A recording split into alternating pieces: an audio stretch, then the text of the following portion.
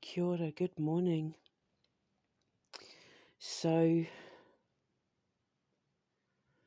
I have an announcement to make. I have been thinking long and hard about this. I've been talking to my sons. I've been deliberating and sitting with my ancestors and listening to my gods and paying attention to my dreams and looking back at old stories and old prophecies. And what I've been sitting in has been absolutely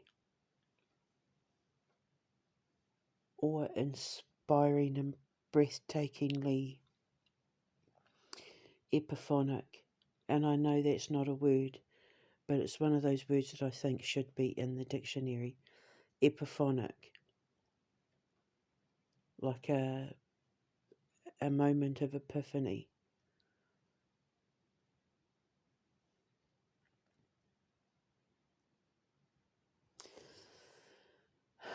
And so I'm just going to be straight up and say this is my last video for this channel.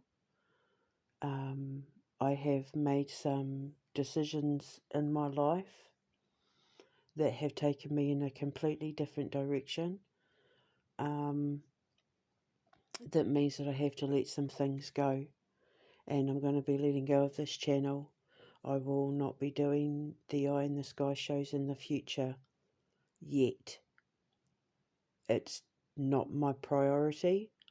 It needs to be put away right now, because the epiphonic moment that I had made me realise that what I was supposed to be doing was there all along, and it's been there my entire life, throughout my entire childhood. There were so many signs. I'm a firm believer in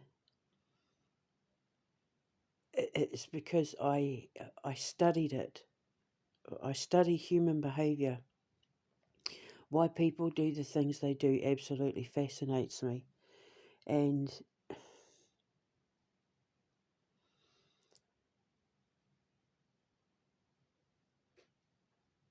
it seems to be that people who grow up conflicted about what they want to do with their life, what they want to do as a job, as a career, as a profession, it seems to be that the clues and signs are there from childhood, that we as children tell ourselves what we should be doing as jobs as adults. Like, the signs are there, and I missed all the signs.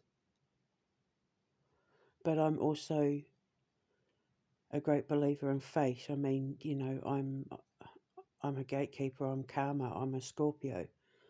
So everything happens when it's supposed to. So I've decided to go in this other direction instead. We're going to focus on my radio station. We're going to focus on my stories. I have 3 voice actors already volunteering to do multiple voices, as well as main character voices. So 4 of us, including myself, but I will be looking for voice actors who want to lend voices, earn a little bit of money to, you know, be voice actors for my stories. And then we're going in this other direction, as well as like in the background, you know, we'll start making our first video game.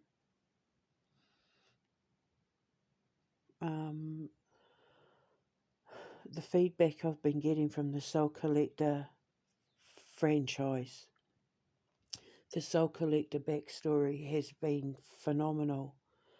And there are people that are already, pushing for me to, please get this done because we can't wait to start hearing these stories.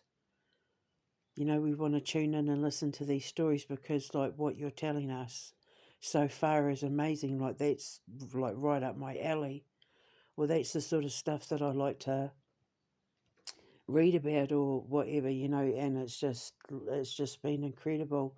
So I've been taking a lot of things into account, and I've decided that, eventually I'm going to remove everything off this channel and shut it down and only keep the stuff that pertains to what it is I'm going to be doing next, which is all occult based, but it's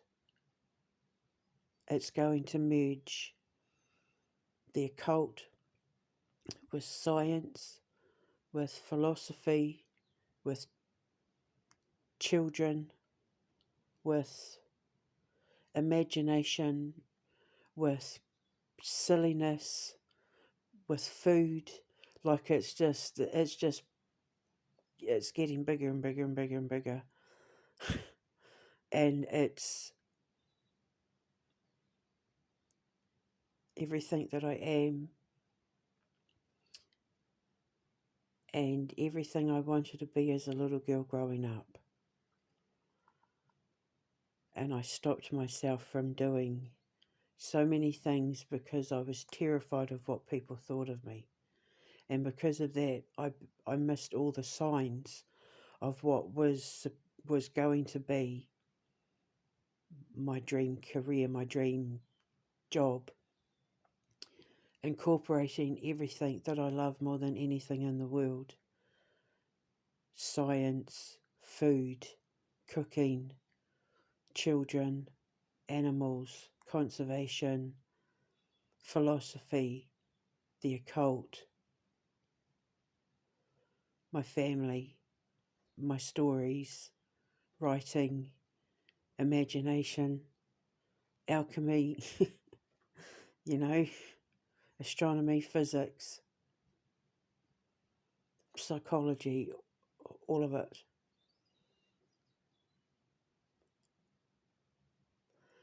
So,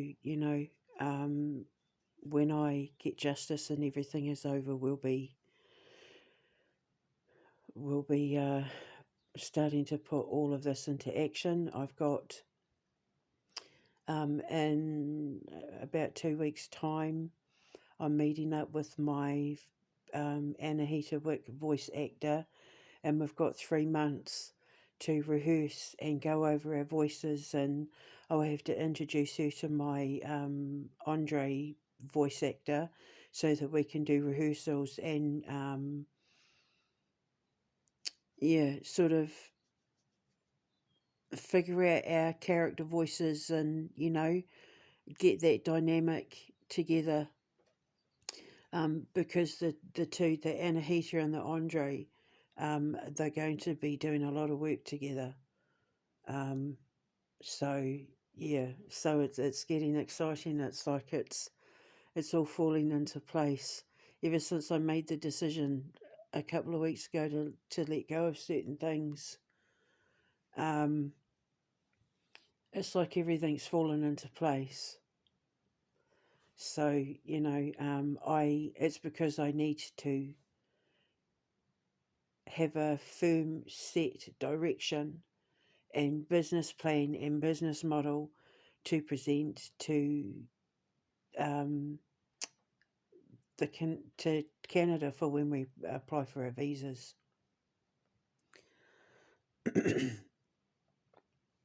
And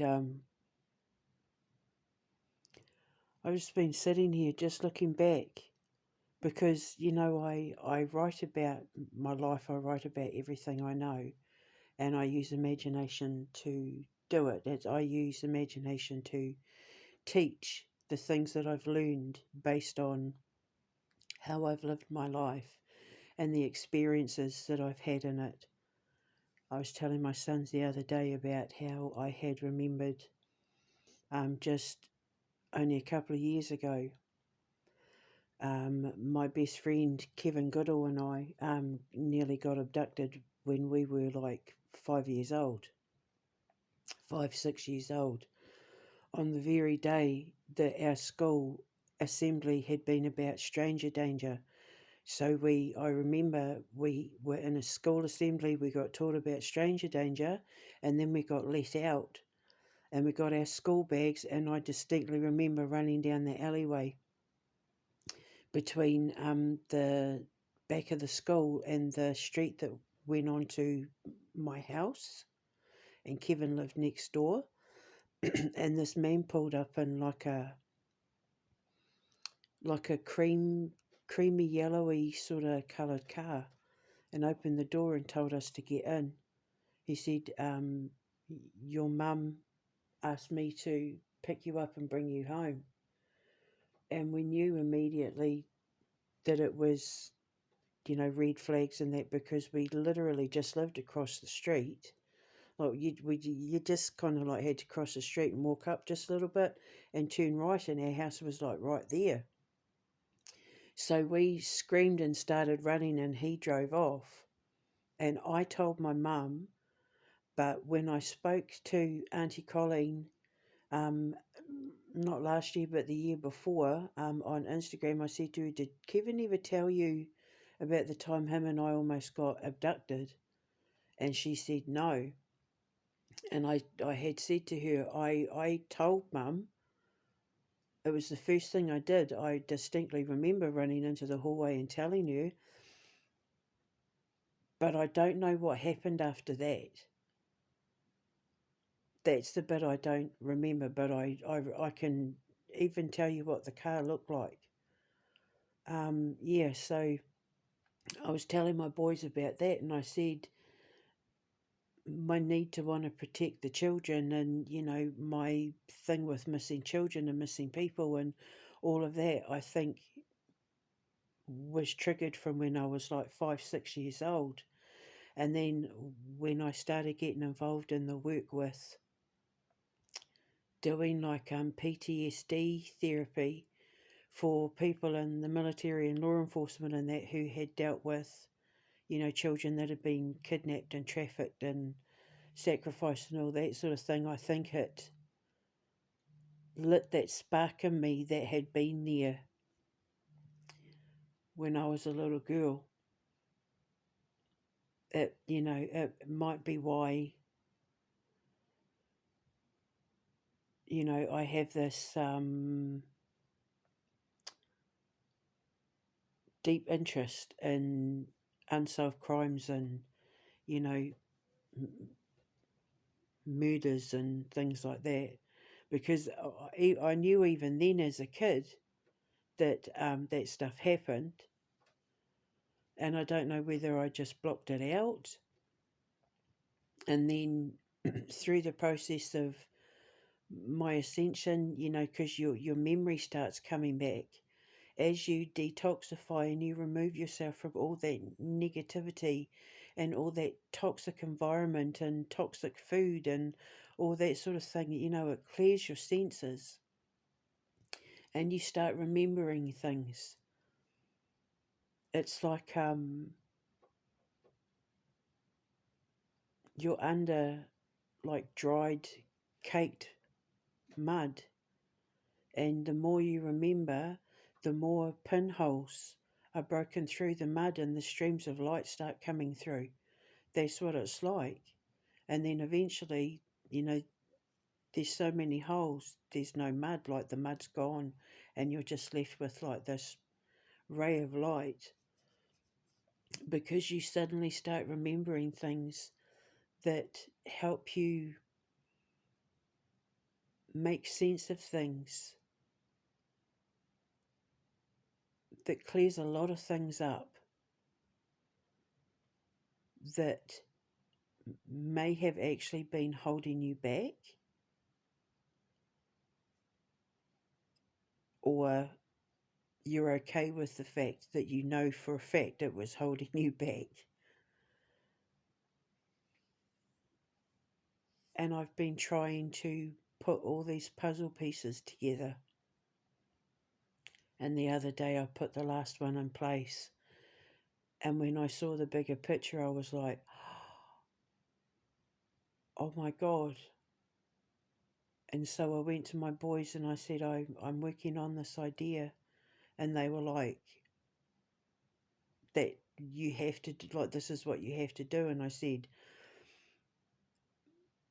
but I'm going to have to give up doing the Eye in the Sky show. I said, which one would you prefer me do?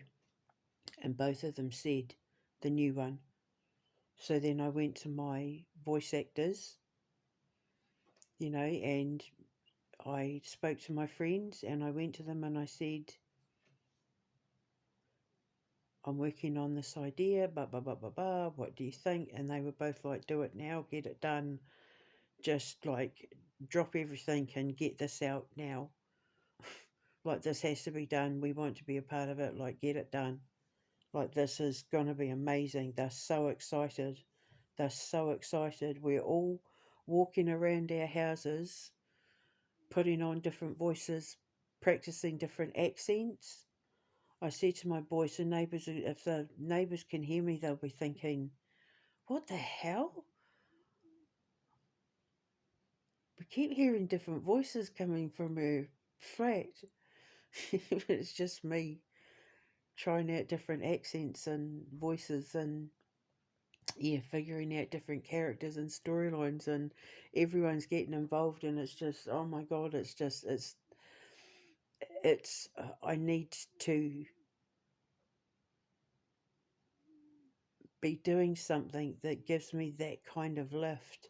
We all should be doing something in life that gives us that kind of lift. And I'm chasing the light, so that means that I have to let some things go. And the Eye in the Sky show just isn't a priority. Social media right now is just not a priority, because I'm cooking up things in my cauldron in the background that has created something too intoxifying for me to not want to take a drink. I have to see where this goes, and I'm prepared to make the sacrifices for common sense and time and logic, and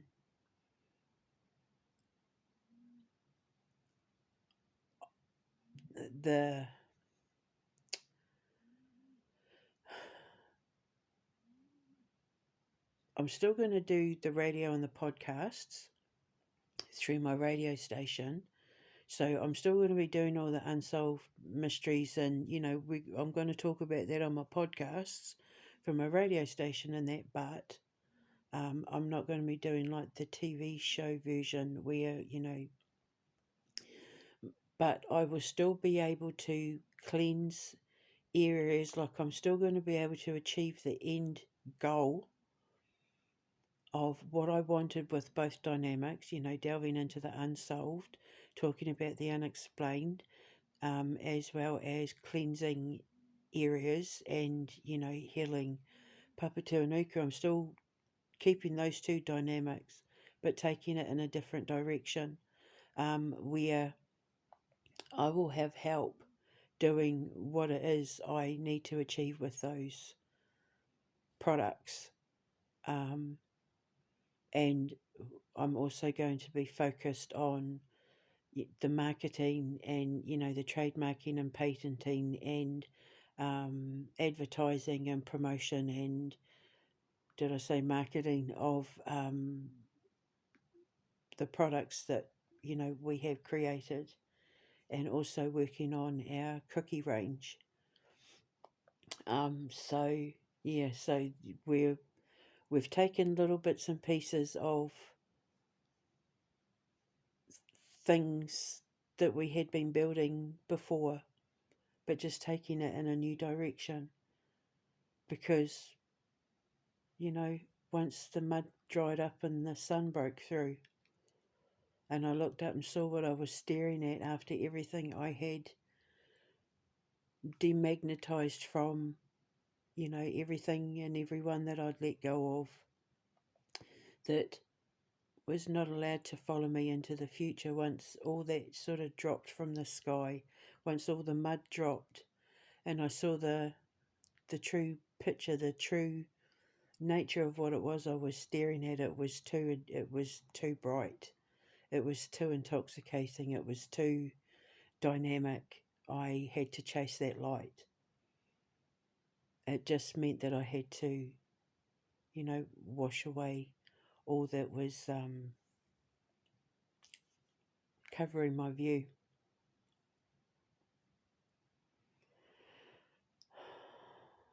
I think there's a difference in loving what you do and doing what you love,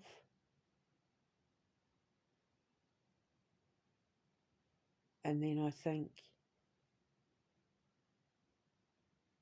there's doing what you're born for. Like where you just know without a shadow of a doubt, this is it. I found my thing. It couldn't be more obvious. And that's the direction that I'm going in. So this is my last post and my last video. And I just wanted to take a moment to just look back and think about everything that I've gone through, everything that I've been put through, everything that I've had to learn and relearn and tear down and rebuild, including my body, my entire career, my profession, my faith, my whole perception of religion,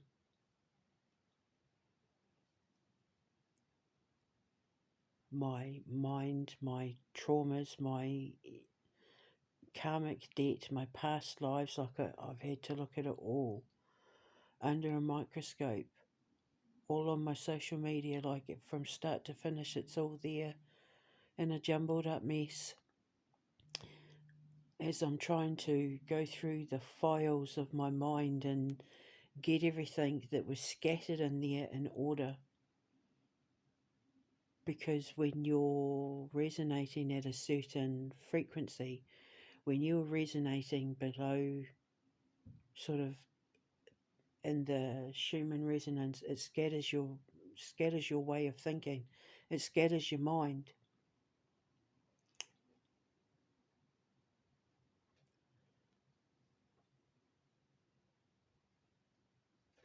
It's like was it Etch a Sketch? Is that the one where you take the pen that had the little magnet on it and it would draw the little thing, and then when you wanted to start again you'd pick it up and shake it and it would wipe everything clean? That's what like the brain is like. That's how the mind works in the Schumann resonance. It's all like little black dots that scatter your brain. It's like you're taking the pen and just scribbling, and it scatters the signals of the brain. It scatters the connection between the atomic frequency, the consciousness of the universe, God, whatever you want to label it, and jumbles up the signal between the conversation that you're having with your higher self or your God or whatever. It jumbles up the signals and messages, and you have to come along and literally shake fleas off like a dog to wipe the slate clean. And so this is what I'm doing. I'm going to be wiping the slate clean with my YouTube channel. I'm only going to take forward the stuff that matters and proves my science and my magic and, you know, my theories and that, all the scientific stuff, all the evidential things, all the stuff that backs my claims that, you know, I am an indigenous shaman and Egyptian high priestess and I have powers and abilities that are real and you can trust me. And this is how you can trust me, you know, and here's the proof and here's the evidence and look how fun this is. Don't be afraid. Like that sort of thing. So, yeah. And I was just, I had an incredible meeting with my son last night where we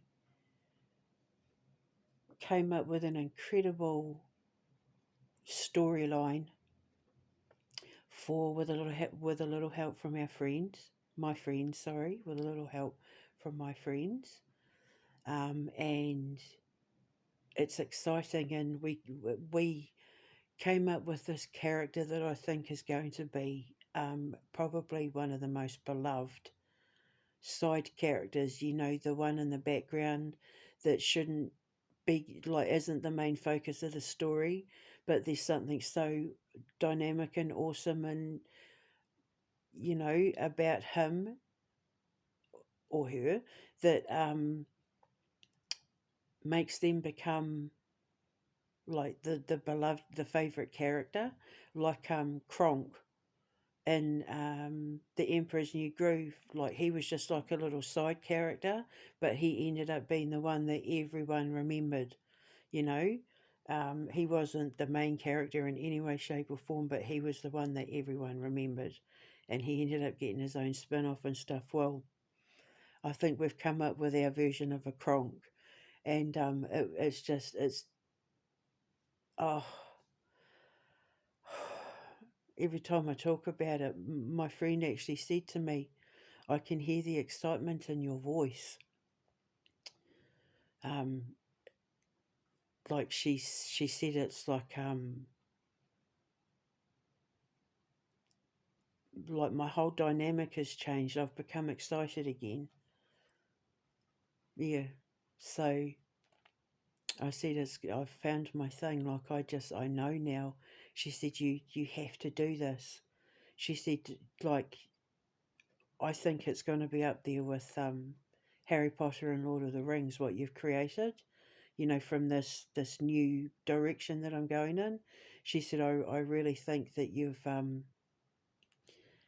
like you've done something pretty amazing. And I said, that's kind of that's like, I mean, it's everyone's dream, isn't it? When you're doing sci-fi and sort of when you're writing sci-fi fantasy and that, it's everyone's dream to be the next Lord of the Rings and that. But I think she just means in terms of with Harry Potter and Lord of the Rings is the way that it sparked everybody's imagination when it came to mythology and folklore and sci-fi and fantasy and magic. I think, you know, that's kind of more what she's saying. Like she can see everybody embracing the concept of the magic and the imagination and the storyline and that, because the characters are so dynamic, because the storyline is so dynamic. And my surprise audience seems to be the ones that are looking forward to these stories getting out on the radio, you know, to be told and turned into books and game characters and all of that. People can't wait to hear these stories and see where this is going, because it's like I've tapped into the main vein of like men with imaginations, you know, and I just think that's cool because of the storylines in that, and that's partly as well been in huge part to my baby boy, who's been teaching me about war strategies and history of like World War One and World War Two, because it's pertinent to um, things that are going to be happening, and with a little help from my friends, and like in the Soul Collector, like I'm sort of like interweaving storylines and ideas, and I've been weaving this because I'm the dream weaving shaman. So I've been weaving these collections of stories and um, backstories together to bring it all to life on the radio, and with this new direction that I'm going in. Um,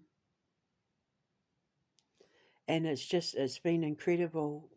We're just having the most amazing bonding experience because he's been coming up with some incredible ideas, and he was telling me his strategy for how we would do something in the storyline, with a little help from my friends.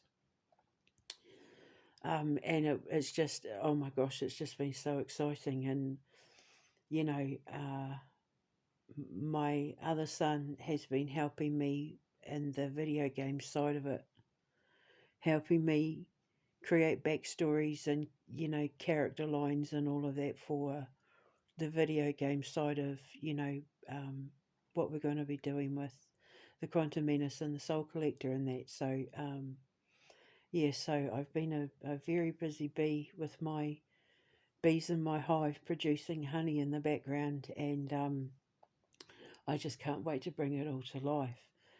And I was just sitting here thinking about how it's like my boys and I have been like the Wizard of Oz, walking through that scary forest arm in arm, just the three of us, the Shadowlands and Andre's dragon, the three of us, just walking on that yellow brick road, laying every brick down as we went, stepping stones from the old foundation, carrying us forward to get us out of that horrible, scary forest. And I was thinking it's like Gabriel is like the lion, though Thomas has the hare,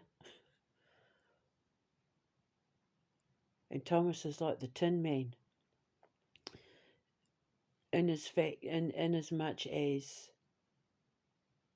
Gabriel isn't afraid of anything, so he's not the cowardly lion, but he is the introverted lion. He's very shy. He doesn't like to put himself.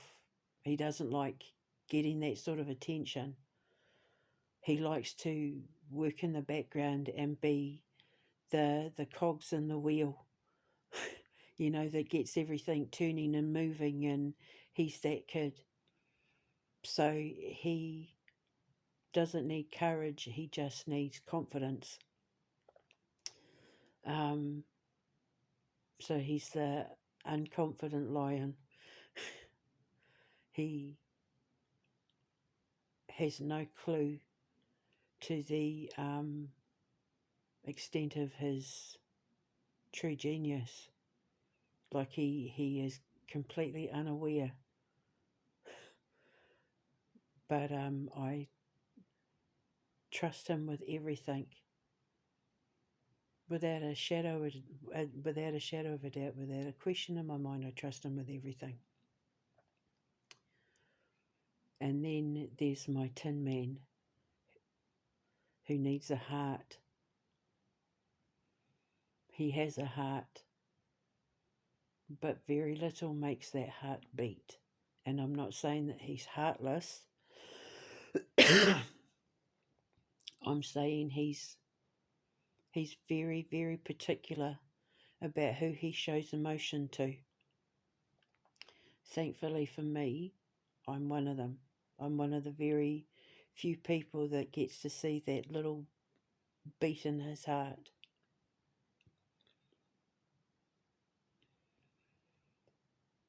And we've been walking down that yellow brick road laying one brick at a time.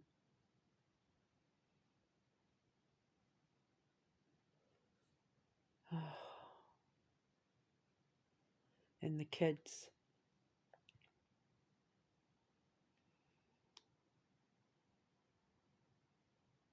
can be the lollipop gang.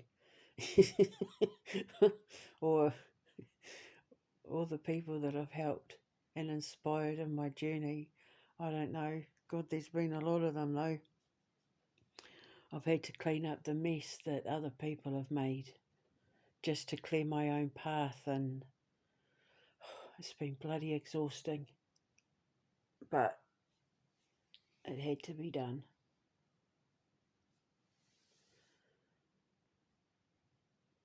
I just know that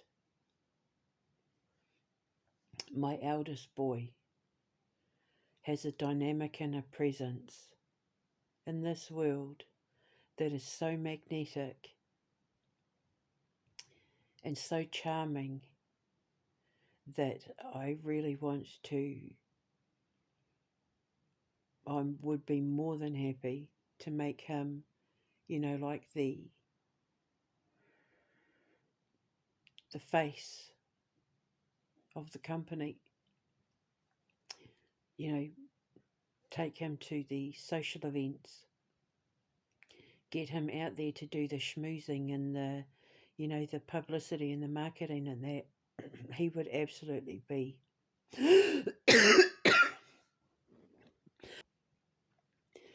Oh my God, I'm so sorry about that.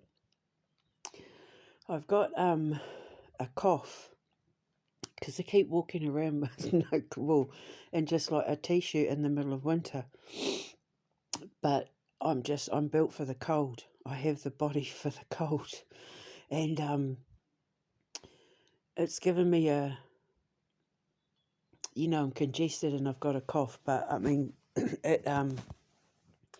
in my opinion, it's good to boost the immune system. It keeps your immune system up to date and in check when it has to deal with all like the little bugs and viruses that are going around. It boosts your immune system to be like organically kept up to date with viruses and that, with your immune system. So, I just ride through it. And I was talking and I was about to start coughing. So I had to hit pause. So, yeah, as I was saying, I would absolutely, my son has the potential to be quite the leader. And with his, charismatic, sociable, charming intellect and wit, people are just taken by him. If he could master diplomacy and still keep his heart protected, but at the same time let a little bit of it out, which I think we're actually about to see, to be honest, with this new direction that we're going down. I think I'm about to unlock something in him that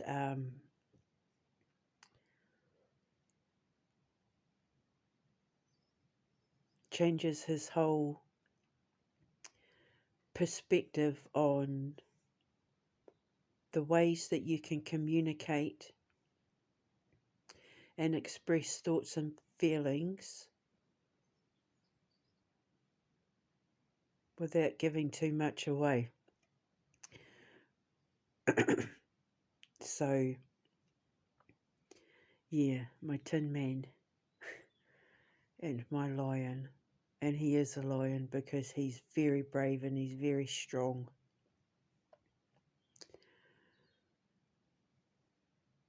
But it's like, if I had to go to Oz and walk through that scary forest the Shadowlands, and face Jeb, or, face the witch, and the flying monkeys, and all of that. There's no two people that I would rather have by my side than my two boys.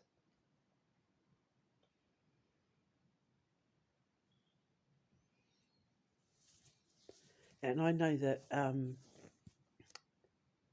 100% I know that when I'm gone, when I'm dead and buried, if I'm lucky enough to have left a legacy with all of this, I know I've raised the two boys that will make the right decision in regards to the future of my legacy.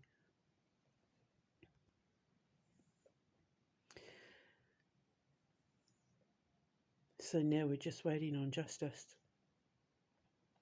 But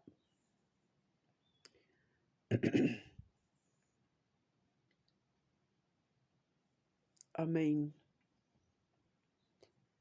it's kind of like I've prepared myself for the fact that however long this drags out doesn't mean it's going to stop me from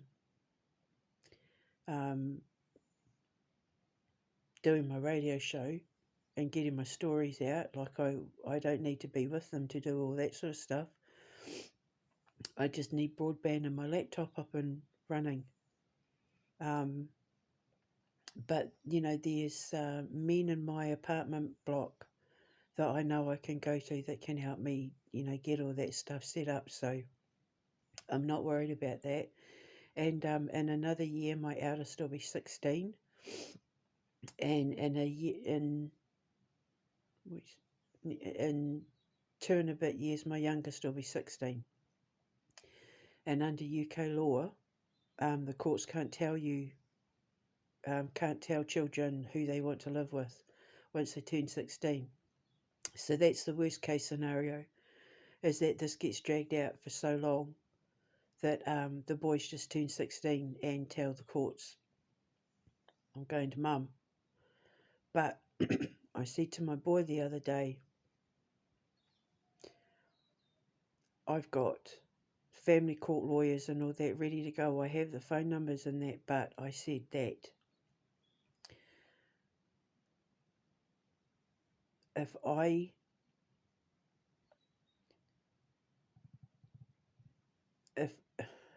I'm trying to,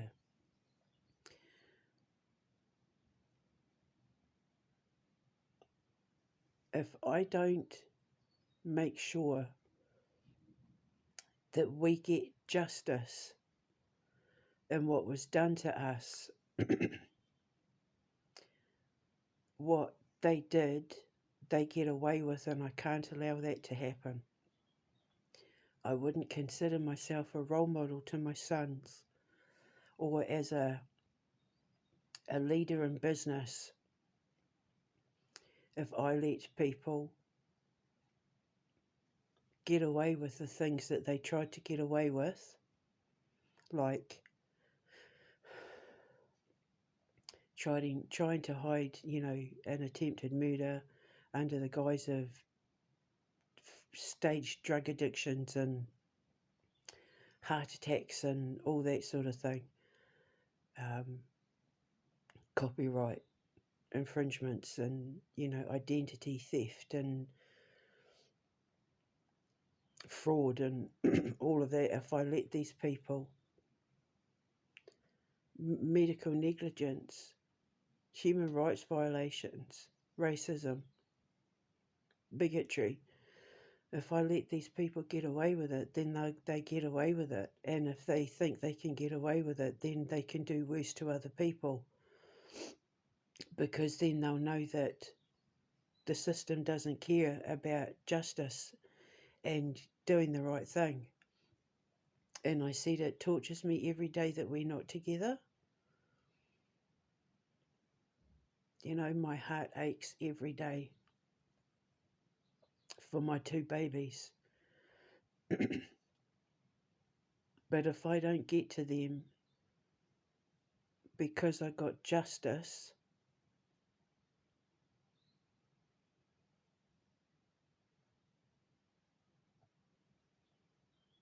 then I would rather have a nest built for them to come to when they were old enough to make the decision on their own.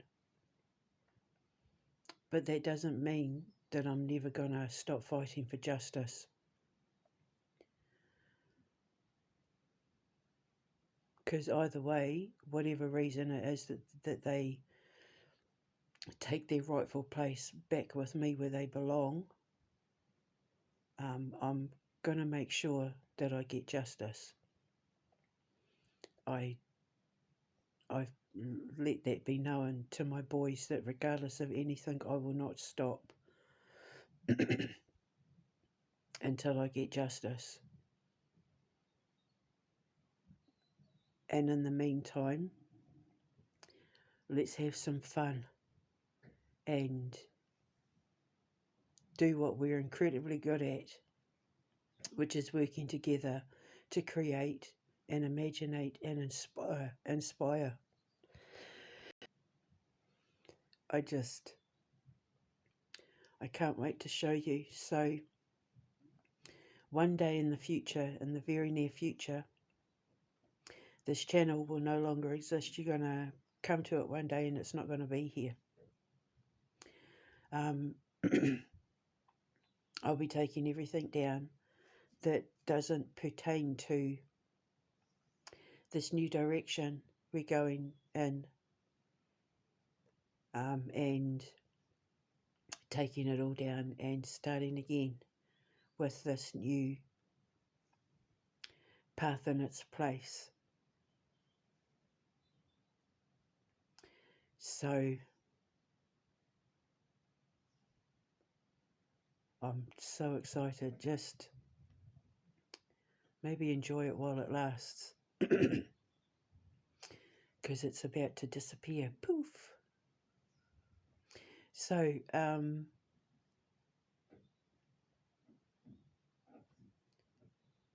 just don't give up. If you can take anything from my story, let it be just don't give up. If you believe in what you're doing, if you believe in your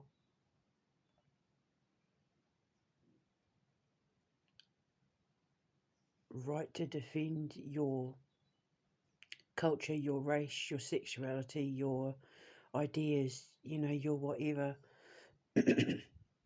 as long as you're not hurting yourself or anyone else around you, don't let anyone tell you that it's wrong to have dreams. Don't let anyone tell you that you'll never make money from your imagination. Don't let anyone tell you, get a job, if you're scraping a living trying to make it as an artist or a musician or a writer or whatever. If you believe in yourself that much, to go to those lengths, to follow your dream, don't let anyone stand in your way. Don't let anyone put those walls up and tell you that your journey is over. Because nobody gets to decide that but you and your God.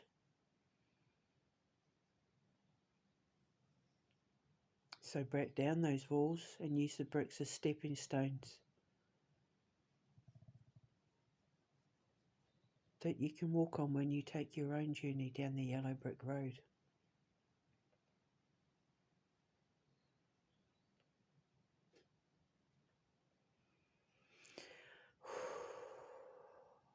So this is it. This is goodbye. Well, no, it's not goodbye, it's see you later. So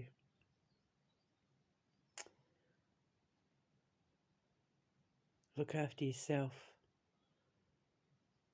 and may a little magic wander you by. Mwah.